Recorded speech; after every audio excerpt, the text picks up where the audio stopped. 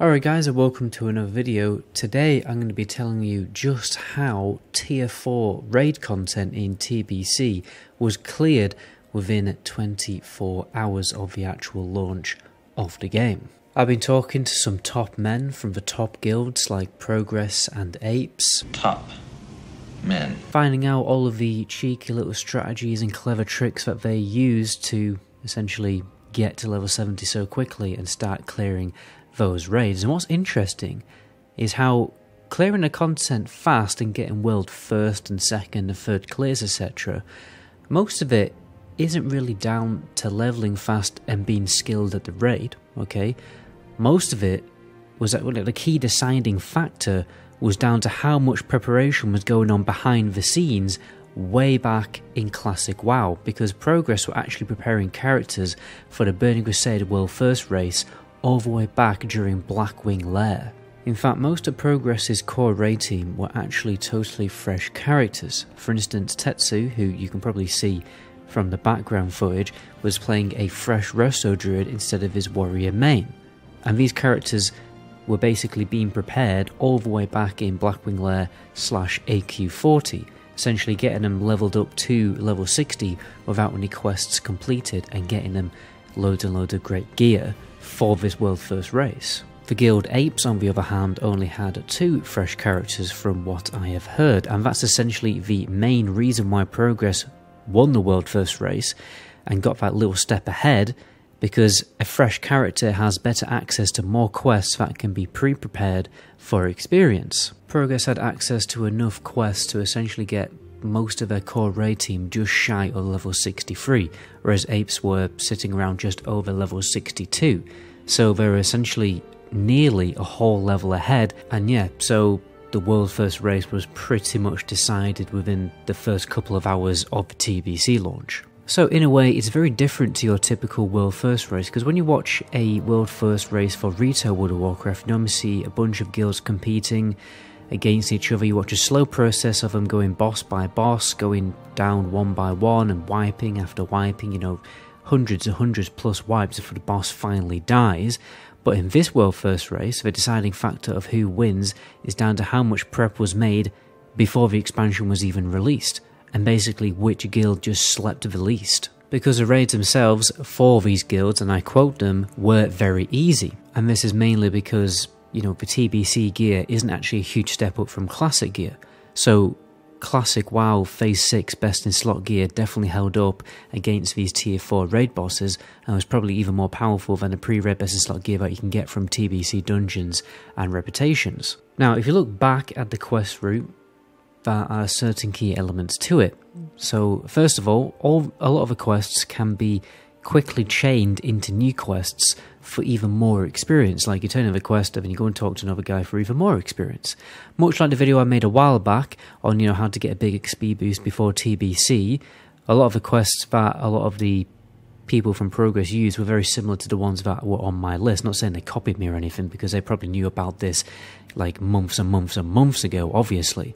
But quests like the quest Above and Beyond and the final tablets require little to no effort than just talking to another NPC for a truckload more XP. I mean, I personally actually got to about level 62, just before level 62, before Outland, but I was doing it solo, so it took me a while to get around. I think I spent about 4 or 5 hours actually going around, running around Azeroth, getting to level 62, but obviously Progress had access to portals and summons to essentially get around much faster. They also did every non-quest log quest in the book.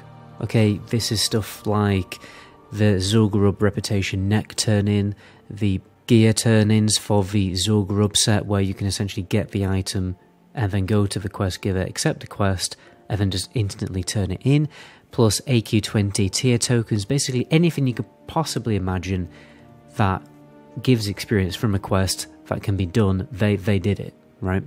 And they also had items that when you click them in your bag, they grant you a new quest. And essentially planned out a perfect route to complete all of these objectives around Azeroth, run around, get to just shy of level 63 before Outland.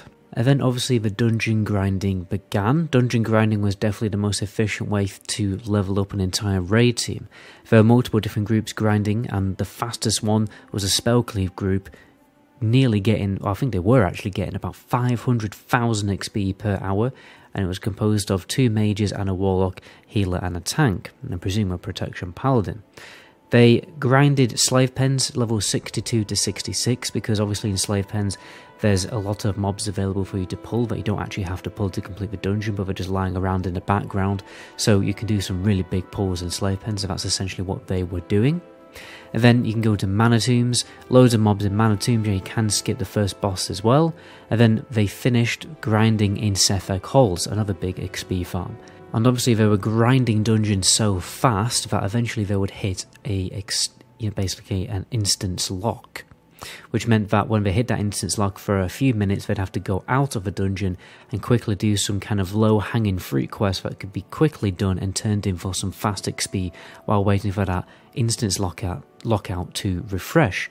What Apes actually did to counteract that issue was only do 4-man dungeons to actually gain more XP per hour, and then not actually have, because they were doing the dungeon a little bit slower, it meant they never hit that instance lock, so they didn't have to go out and do quests in the open world. So that was the 2 strategies used. And obviously when it came to the instance farming itself, they were all decked out in tier 3 gear, absolutely to the teeth, with the best consumables that they could possibly get, your faps, flasks, everything in the book. Then honestly, when they were big enough level, they just went and steamrolled a raise. Not even everyone was level 70. I think mainly obviously the tank was level 70, but like some healers and DPS, but nobody was, it wasn't a full team of level 70s. It's not really needed if you think about it. You can, like, the difference of 1 level for a healer isn't going to be big. It's probably going to be like a few points of intellect or something. And yeah, so because they're in tier 3 gear, they just totally steamrolled through the raise. The only raid that really provided any difficult was Magfaradon's, because obviously that's just,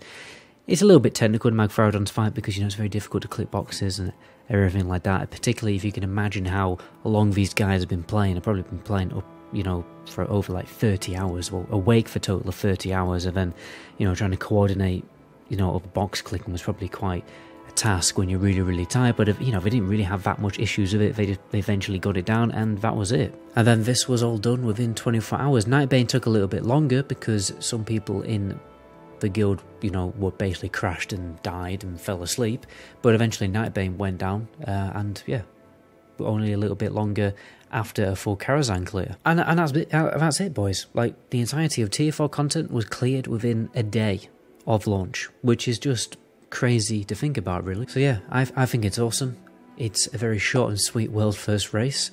But anyway, my name is MetaGoblin. To my next video, ciao.